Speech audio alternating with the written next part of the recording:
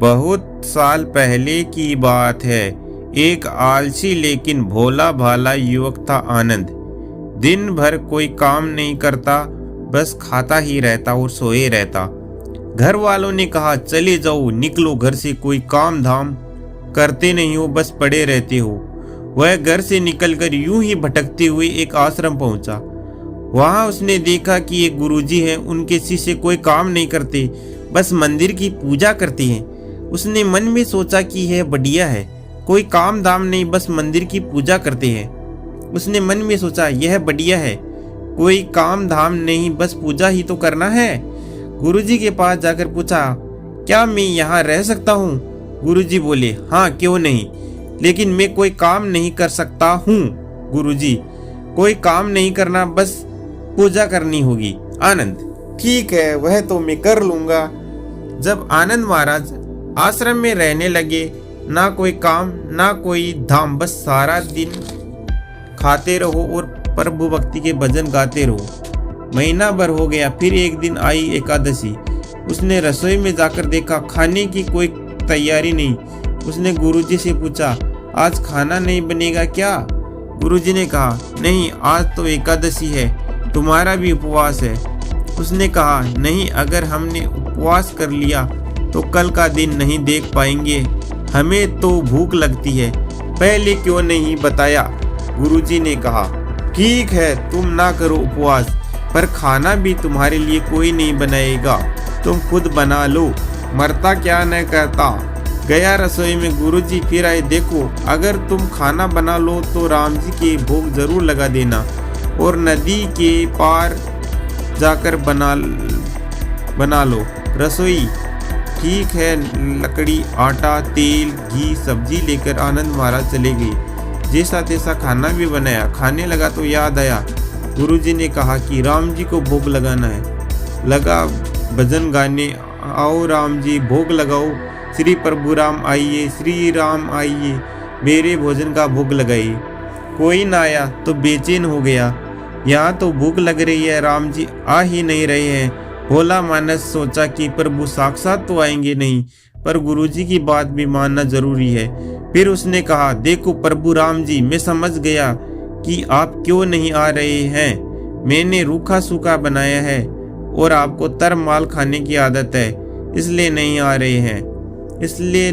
रहे हैं। तो सुनो प्रभु, आज वहाँ भी कुछ नहीं बना है, सबको एकादशी है, वो यह भोग ही खा लो। श्री राम अपने भक्त की सरलता पर बड़े मुस्कुराए और माता सीता के साथ प्रकट हो गए। भक्त असमझ में, गुरुजी ने तो कहा था कि राम जी आएंगे, पर यहाँ तो माता सीता भी आई है। मैंने तो भोजन बस 2 लोगों का बनाया है, चलो कोई बात नहीं, आज ही इन्हें खिला देते हैं। बोला, प्रभु मैं भूखा रह गया, लेकिन मुझे आप दोनों को देखकर बड़ा अच्छा लग रहा है, लेकिन अगली एकादशी पर ऐसा न करना, पहले बता देना कि कितने जन आ रहे हैं, और हाँ, थोड़ा जल्दी आ जाना। राम जी उसकी बात पर बड़े मुदित हुए, प्रसाद ग्रहण करके चले गए। अगली एकादशी तक यह भोला मानस सब भूल गया। उसे लगा प्रभु ऐसे ही आते होंगे और प्रसाद ग्रहण करते होंगे। फिर एकादशी आई। गुरुजी ने कहा, मैं अब चला अपना खाना बनाने, पर थोड़ा ज्यादा अनाज लगेगा, वहाँ 2 लोग आते हैं। गुरुजी मुस्कुराए, भूखे मारे बावला है, ठीक है, ले जा और अनाज ले जा। अब की बार उसने 3 लोगों का खाना बनाया और फिर गुहार लगाई, प्रभु राम आइए, सीताराम आइए, मेरे भोजन का भोग लगाइए। प्रभु की महिमा भी निराली है, भक्त के साथ कौतुक करने में उन्हें भी बड़ा मजा आता है। इस बार वे अपने भाई लक्ष्मण, भरत, शत्रुघ्न और हनुमान जी को साथ लेकर आ गए। भक्त को चक्कर आ गया, यह क्या हुआ? एक का भोजन बनाया, 2 आए, आज तो 2 का खाना ज्यादा बनाया तो पूरा खानदान आ गया, लगता है आज भी भूखा रहना पड़ेगा।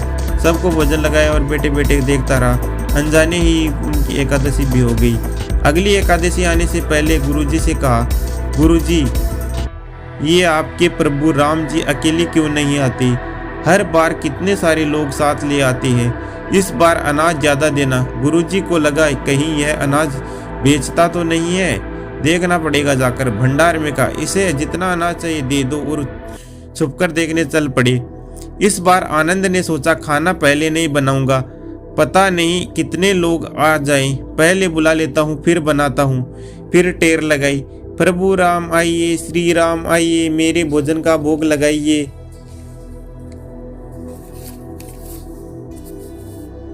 सारा राम दरबार मौजूद। इस बार तो हनुमान जी भी साथ आए, लेकिन क्या प्रसाद तो तैयार ही नहीं है। भक्त ठहरा भोला भाला, बोला प्रभु इस बार तो मैंने खाना नहीं बनाया। प्रभु ने पूछा क्यों?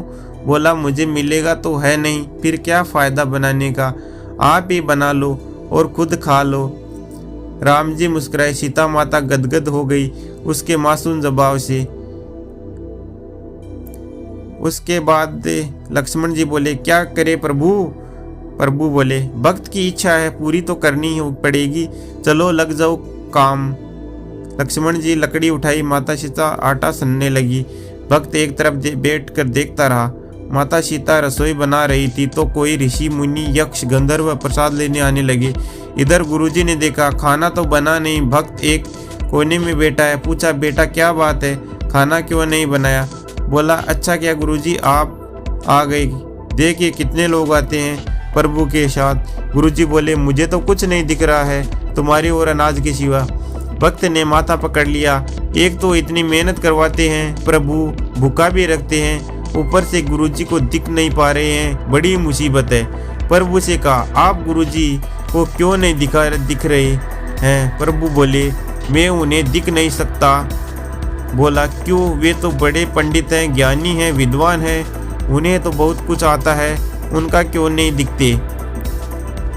प्रभु बोले माना कि उनको सब आता है पर वे सरल नहीं तुम्हारी तरह, इसलिए इसको दिख नहीं सकता।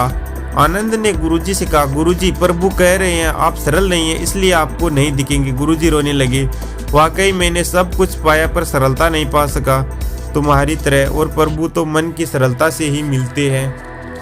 प्रभु प्रकट हो गए और गुरुजी को भी दर्शन दिए। इस तरह एक भक्त के कहने पर प्रभु ने रसोई भी बनाई।